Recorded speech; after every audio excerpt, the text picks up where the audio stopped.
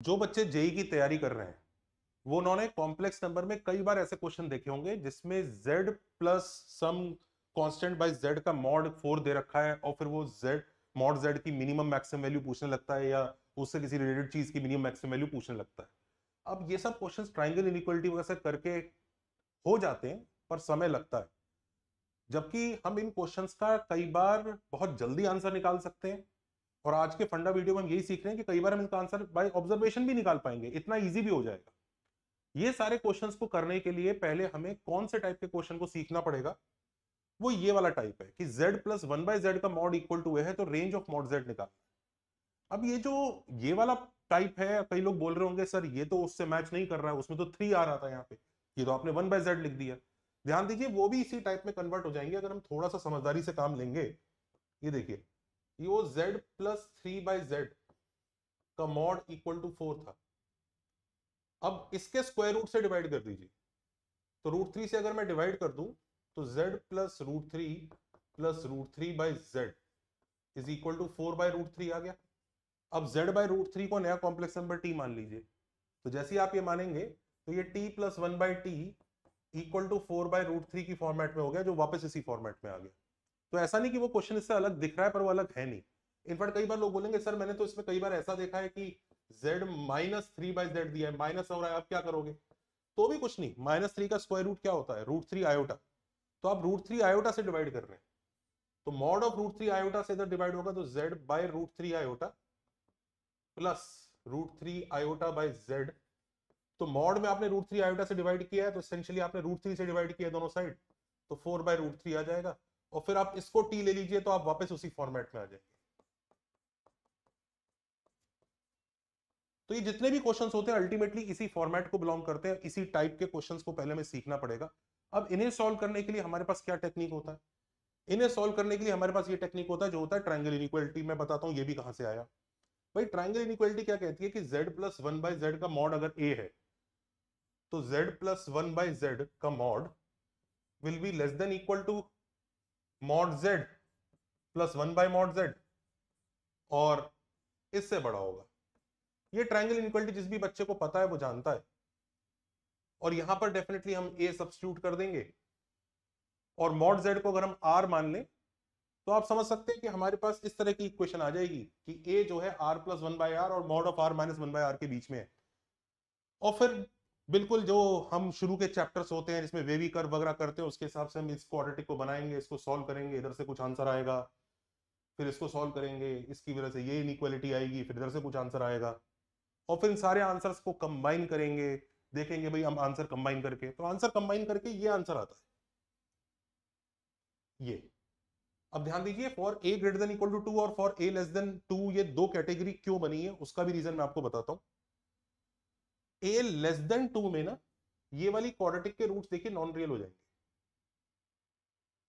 ये देखिए, तो तब ये इनइक्वालिटी कोई कंट्रीब्यूट नहीं करेगी, ये माइनस इंफिनिटी टू इंफिनिटी हो जाता है।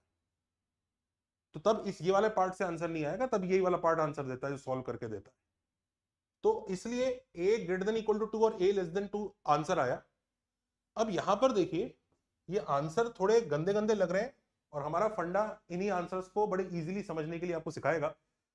ये जो आंसर्स हैं इनमें से देखिए मिनिमम वैल्यू का आंसर हमेशा यही है चाहे कोई भी सिनेरियो, और मैक्सिमम वैल्यू का आंसर हमेशा यही है चाहे कोई भी सिनेरियो। ये बीच में a greater than equal to two पे आता है, कभी नहीं आता है। हम इस चीज को कैसे अप्लाई करेंगे उसका फंडा मैं आपको सिखा देता हूं।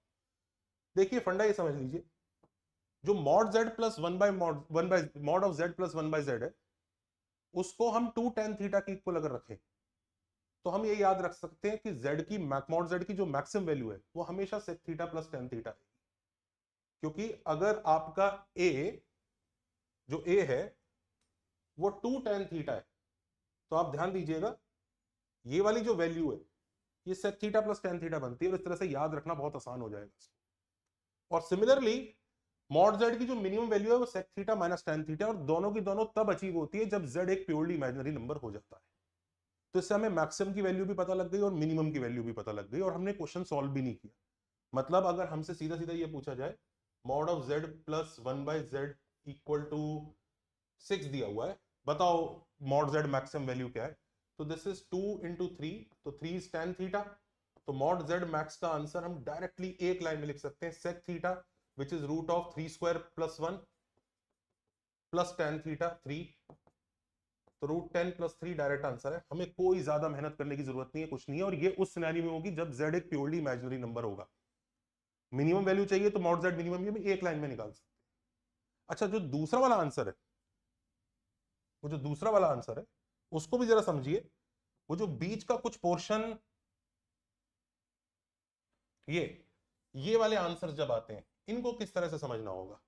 देखिए, अगर a greater than equal to 2 है तो हम लोग उस सिनेरियो में z प्लस 1 बाय जेड को 2 sec बीटा ले सकते हैं, अगर a greater than equal to 2 है। तो उससे ना वो जो मिनिमम और मैक्सिमम का आंसर तो अभी भी वही आएगा 2 tan थीटा डाल के, पर वो जो बीच का जो कुछ आंसर था ना, आपने देखा था कि आंसर यहां से लेकर यहां तक, फिर बीच का कुछ पोर्शन गायब है, फिर वहां से आगे तक है। तो अगर हम मॉड जेड का एक्चुअल रेंज देखना चाह रहे हैं तो बीच का कौन सा पोर्शन गायब है, क्या है, तो वो, और इसी को हम 2 tan थीटा भी ले सकते हैं। तो उस सिनेरियो में ना जो कंप्लीट रेंज आएगी वो कंप्लीट रेंज ये आएगी, स्मॉलेस्ट वैल्यू होगी sec theta minus tan theta,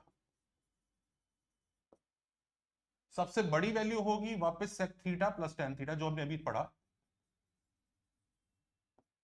ये बीच का कुछ पोर्शन इधर से गायब होगा और इधर से गायब होगा। ये वाली वैल्यू होगी sec beta minus tan beta, और ये होगा sec beta plus tan beta. तो ये पूरा खेल है, क्योंकि ये देख लीजिए कि अगर इसको 2 sec बीटा अगर हम a को लेते हैं, 2 sec बीटा अगर हम a को लेते हैं, तो ये देखिए sec beta minus tan beta ही बनता है। तो कोई जरूरी नहीं हर बार हम 2 sec बीटा सब्स्टिट्यूट ही कर पाए उसको, मतलब कई बार ऐसा क्वेश्चन भी आ सकता है, mod z plus 1 by z is equal to 3 by 2 is equal to let say 1 दे दिया उसने, इसके बारे में बात कर रहा है। अब ये तो उससे बड़ा नहीं है, तो अब हम बीटा वाला आंसर नहीं लिखेंगे, तब हम सीधा सीधा रेंज यही लिख देंगे, sec theta minus tan theta two sec theta plus tan theta. और कोई पूछे इसमें tan थीटा क्या है, भाई 2 tan थीटा इज 1, तो tan theta is half, sec theta is 1 plus 1 by 4 which is root 5 by 2। तो ये लो आंसर आ गया, root 5 minus 1 by 2 to root 5 plus 1 by 2। उस केस में वो बीटा का रोल कुछ होगा ही नहीं। और वहीं पे मान लीजिए अगर ऐसा है, जैसे मैंने आपको बताया, mod z plus 1 by Z is equal to let's say 4, उस 4 वाले सिनेरियो में एक बार 4 को 2 tan थीटा लीजिए, तो tan थीटा उसमें 2 आ गया, और sec थीटा कितना आ जाएगा, रूट ऑफ 4 प्लस 1 रूट 5। और इसी को एक बार 2 sec बीटा लीजिए, sec बीटा कितना आ गया 2, tan बीटा कितना आ जाएगा रूट ऑफ 4 माइनस 1 रूट 3। तो ये लीजिए, ये रेंज है अपनी, sec theta minus tan theta two sec beta minus tan beta, sec beta plus tan beta two sec theta plus tan theta. ये लीजिए, तो हम डायरेक्ट आंसर लिख सकते हैं इस तरह के क्वेश्चन का।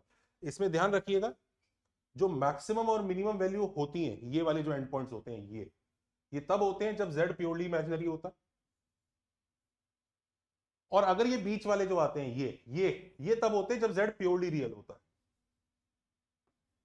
जब z प्योरली रियल होता है, मतलब ये वाली जो वैल्यूज मिलती हैं, ये z प्योरली रियल पे मिलती है।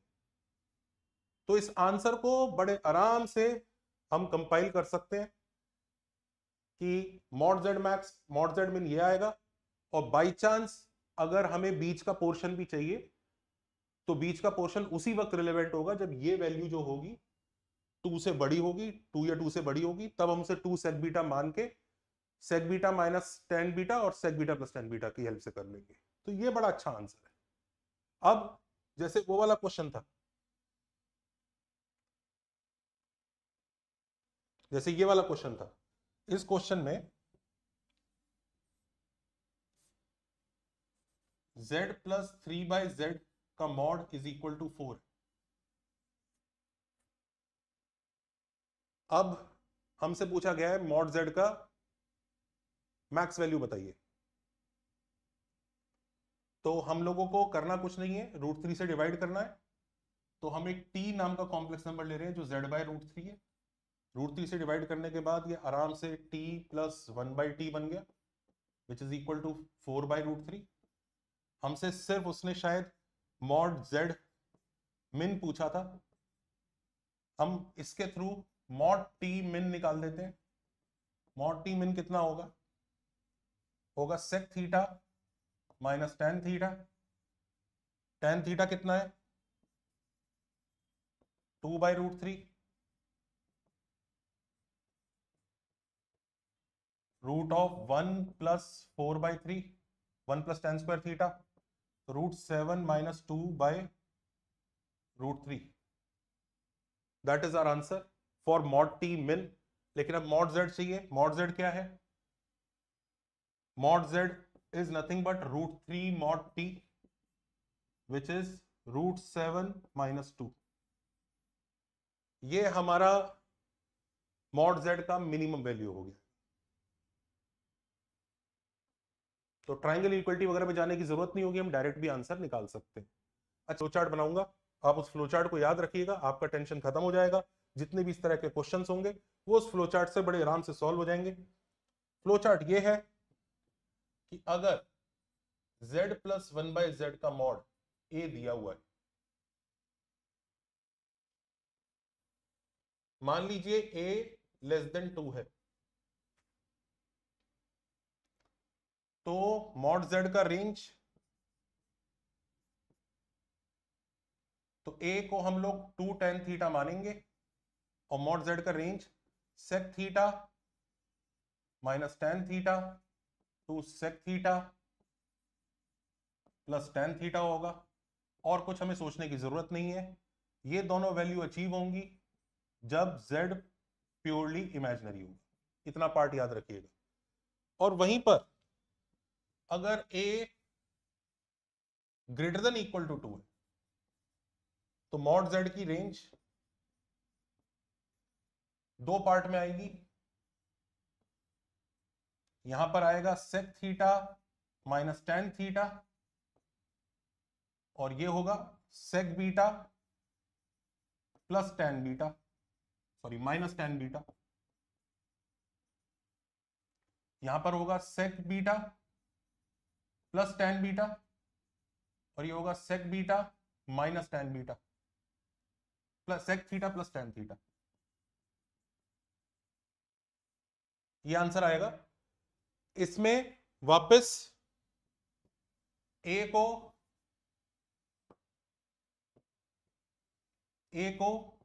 2 tan थीटा भी सब्स्टिट्यूट करना है और 2 sec बीटा भी सब्स्टिट्यूट करना है।